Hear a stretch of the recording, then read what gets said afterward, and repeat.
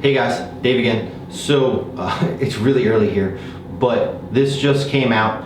I wanted to get it in front of you guys so you guys can start to contact your representatives and really object to this bill. This is a really, really bad gun bill. So this came in from Sheila Jackson Lee down there out of Houston. This is a House bill. So it's called the Sakeeth, I probably butchered that name, Firearm Licensing and Registration Act. You can already tell where this is headed. So Sabika was a Pakistani exchange student. Basically, she was here from Pakistan. So she was part of the group, the 10 students that were killed in 2018 in Santa Fe High School. So they've termed it after her. Basically, what this bill does is it's going to make you register every gun you have and all of the ammunition that you have. Wait till we get into the fines that come from if you violate any of this. These numbers are staggering. So basically the bill, I'll give you the general premise of the bill to start. The Attorney General, through the Bureau of Alcohol, Tobacco, Firearms, and Explosives, shall establish a system for licensing the possession of firearms or ammunition in the United States and for the registration with the Bureau of each firearm present in the United States. Here's your gun registry. It even goes on later to say that the prohibition of a centralized database of gun registrations is now eliminated and is fully in effect. I mean, this thing's frightening. So basically, required information that this bill is going to make you submit, and you have 3 months after the date of the bill to get everything loaded in, or once the bill's in effect, you have to register everything immediately when it happens. So one large centralized database, you'll have to go in and input the information, or if you buy from an FFL, the FFL will have to put the information database for you. So required information and what you'll have to give them: the make, the model, the serial number, the identity of the owner, the date the firearm was acquired, and where the firearm will be stored.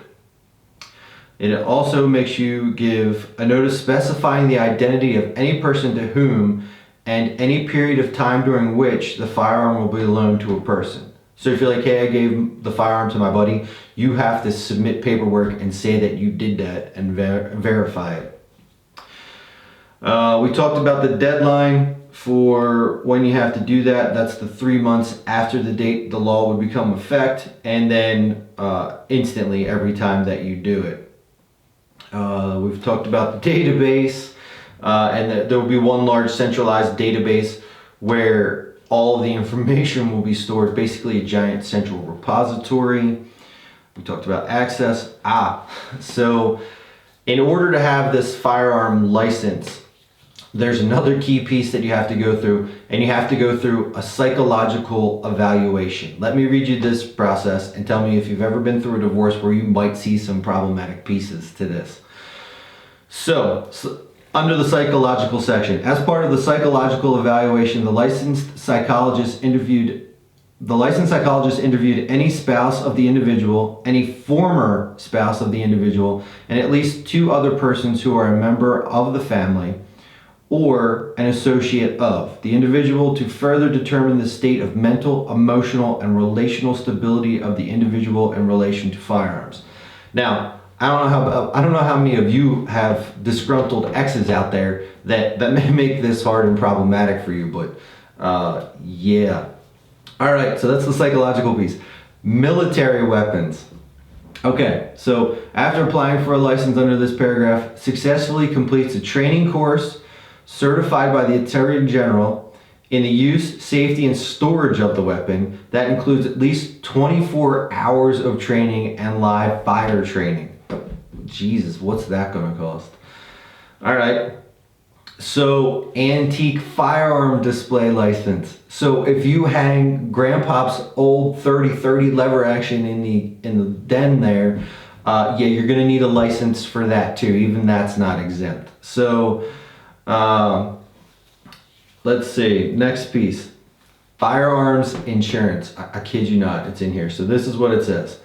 The Attorney General may suspend a license issued under this subsection to an individual who has violated subsection 922DD in the most recent 12-month period, which refers to firearms insurance. So what is firearms insurance? So the general piece for the firearms insurance, so the Attorney General shall issue to any person who has applied for a license pursuant to subsection and pay the Attorney General the fee specified in paragraph 2. This is the subsection of policy that insures the person against liability for losses and damages resulting from the use of any firearm by the person during a 1-year period that begins with the date the policy is issued.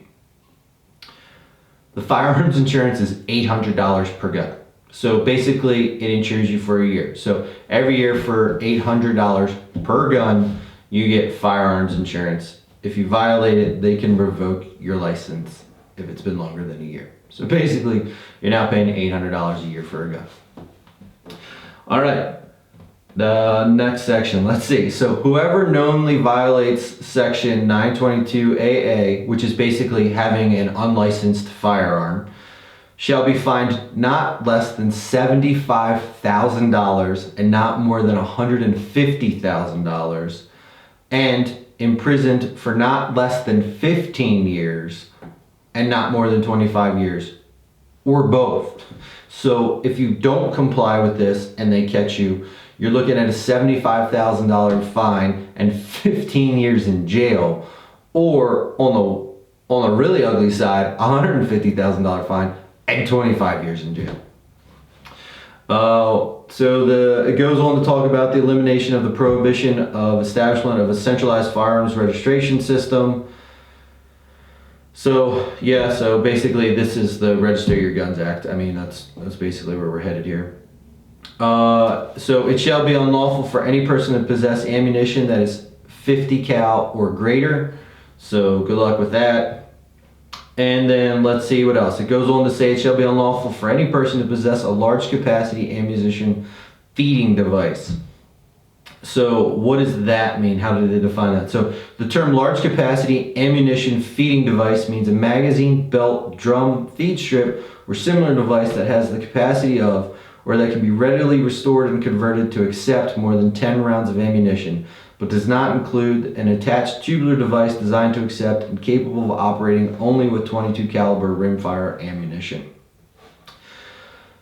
So anything 10 rounds or more that isn't a .22 is now basically illegal across the board, anywhere. Awesome. So this and the House bill, if you don't want to look it up by the name, is HR 127. Like I said, she submitted it back January 4th. We just didn't have any of the details.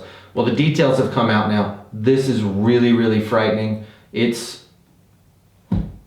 are coming to register your guns. They're going to know what you have. I mean, this is the first step in a large scale buyback, forced buyback, is getting everybody to register and do everything. And I mean, it's very comprehensive and very sweeping in what they're asking you to register. My best advice right now, invest in PVC pipe companies, because there's a lot of guns that are going to go missing, got buried. A lot of people went to the lake, went fishing. I think I'm going fishing later today. So basically, get on the horn, talk to your representatives, get out there, defeat this bill. I will put the link down in the description. There's way more in this than we covered here. I tried to make this video short and sweet, give you some of the highlights. I'm still digging through it. I definitely encourage you to get in there and look at it. I definitely encourage you, if you're in Texas, hit Jackson Lee up and let her know how terrible this is. I doubt she's going to care because most politicians are just in it for themselves. But get in there, let them know. Just let's get this knocked down. This is insanity. So need your help. Get out there. I'll talk to you guys soon.